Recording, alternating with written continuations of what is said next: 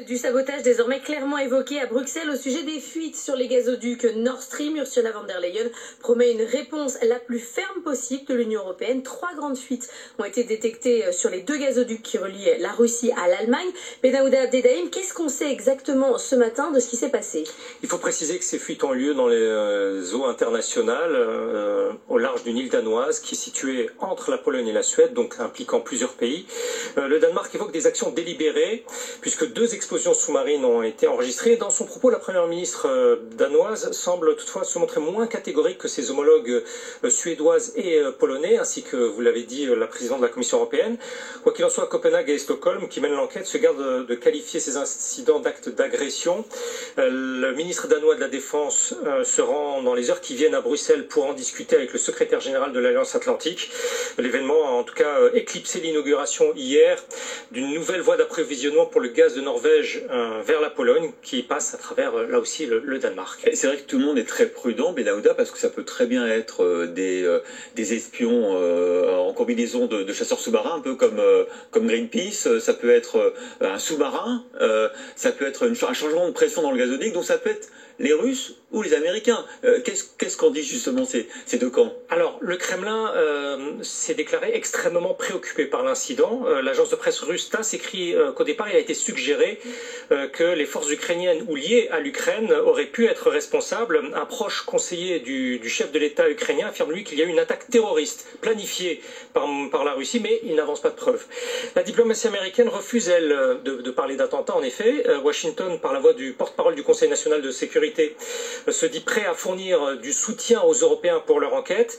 Et sans attendre, le spécialiste des questions énergétiques de l'agence Bloomberg, un spécialiste reconnu, repris par la presse américaine, s'interroge sur une volonté du président Vladimir Poutine de militariser pleinement l'enjeu des gazoducs Nord Stream, l'ouverture d'un nouveau front, je cite encore, dans la guerre énergétique contre l'Europe. Ceux qui, à l'inverse, défendent la thèse de la main américaine mettent en exergue les déclarations en début d'année des États-Unis, dont celle du président Joe Biden le 7 février, qui s'était engagé à empêcher, coûte que coûte, que Nord Stream 2 se poursuive si la Russie envahissait l'Ukraine.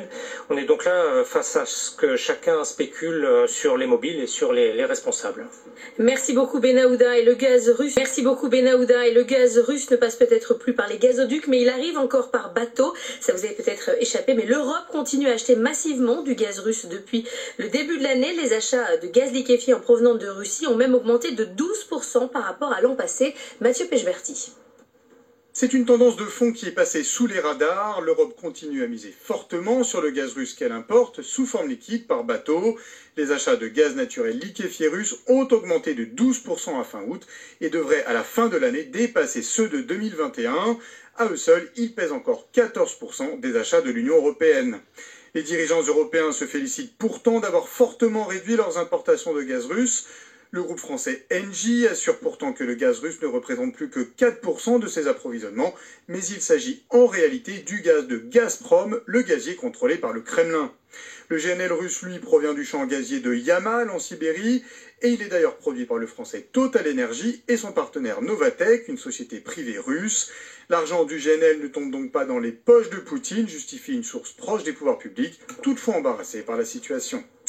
La dénomination de ce jeu de bascule vers l'Est apparaît évocatrice d'un grand dessin géoéconomique. Force de Sibérie, opérationnelle depuis 2019, et puis Force de Sibérie 2, dont le chantier doit commencer en 2024. 6700 km de tuyaux qui traverseront la Mongolie en ligne directe pour la capitale chinoise. Ce projet radical de réorientation gazière vers la Chine a été ce mois-ci au cœur des discours russes lors du Forum économique oriental de Vladivostok, puis du sommet à Samarcande de l'Organisation de coopération à Shanghai, L'objectif fixé pour le premier gazoduc est d'exporter vers l'Est 38 milliards de mètres cubes en 2025, donc 2,5 fois les volumes actuels. Quant au second gazoduc, il est supposé monter à 50 milliards de mètres cubes.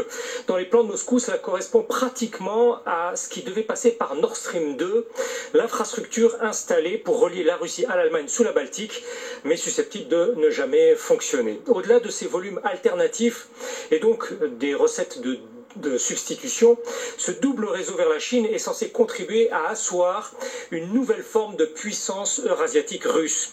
Un spécialiste italien relève que la ressource de Force de Sibérie 2 va provenir des mêmes gisements que le gazier russe Gazprom a développé auparavant pour soutenir les exportations vers l'Union européenne pour des décennies.